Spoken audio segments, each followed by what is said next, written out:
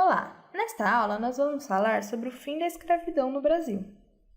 Já no início do século XIX, algumas políticas foram sendo impostas no Brasil que tinham como objetivo a redução do trabalho escravo, mas muitas delas não foram muito efetivas. Em 1810, Brasil e Inglaterra firmaram um acordo em que o Brasil deveria extinguir o tráfico de escravos. Em 1825, os ingleses exigiram do Brasil o compromisso de extinguir o tráfico em até 5 anos. O resultado disso foi a Lei Antitráfico de 1831, que ficou mais conhecida como Lei para Inglês Ver, já que não teve nenhuma efetividade. Em 1848, com Bill Aberdeen, a Marinha Inglesa pôde começar a aprisionar navios que transportavam escravos vindos do continente africano. Em 1850, o Brasil aprovou a Lei Eusébio de Queiroz, que determinou de fato a proibição do tráfico internacional de escravos. Entre 1849 e 1852, houve uma brusca queda de escravos trazidos ao Brasil, de 54 mil para 700. Por volta de 1870, muitos clubes e sociedades a favor da abolição da escravidão foram ganhando destaque. Esses movimentos em prol da abolição realizavam rifas, leilões e doações para a compra de alforria dos escravos.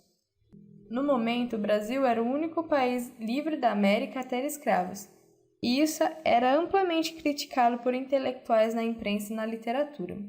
André Rebouças, Luiz Gama, José do Patrocínio e Joaquim Nabuco foram grandes nomes do movimento abolicionista. Após a Guerra do Paraguai, muitos militares também passaram a defender o fim da escravidão, já que um grande número de escravos tinha participado com eles da guerra. Os grandes proprietários rurais nordestinos e paulistas já estavam aderindo à mão de obra imigrante, mas os senhores de engenho nordestinos e os cafeicultores do Vale do Paraíba se recusavam a libertar seus escravos, já que tinham gasto muito dinheiro na compra deles e não teriam capital para investir na vinda de imigrantes. Alguns até aceitariam a abolição caso o governo se comprometesse em pagar uma indenização. A partir dessa década foram criadas leis com caráter abolicionista no Brasil, que interferiria não só no tráfico, mas de certa forma interfere diretamente na propriedade dos senhores de escravos. Em 1871, a Lei do Ventre Livre, ou Lei Visconde do Rio Branco, foi assinada. Ela declarava que os escravos nascidos a partir de setembro de 1871 seriam livres. Os bebês poderiam ficar com os pais até 8 anos de idade, sob a autoridade do senhor. Quando completasse os 8 anos, o senhor poderia libertá-lo em troca de uma indenização ou usar seu trabalho até que ele completasse 21 anos. E só então seria libertado. A lei gerou diversas críticas, já que não alterava de fato a estrutura escravista.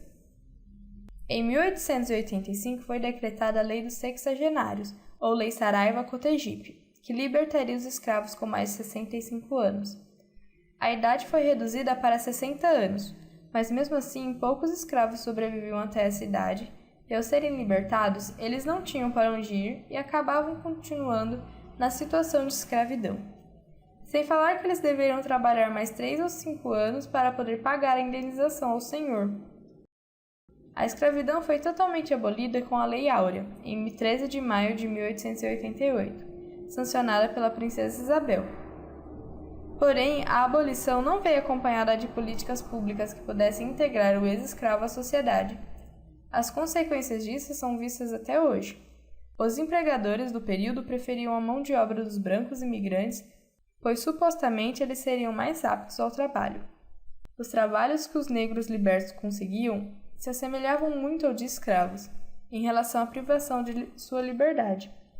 Os grandes proprietários rurais, que não tinham recebido nenhuma indenização do governo imperial, passaram a aderir ao movimento republicano. A abolição foi, então, um dos pilares danificados do governo imperial que possibilitou a ascensão do movimento republicano.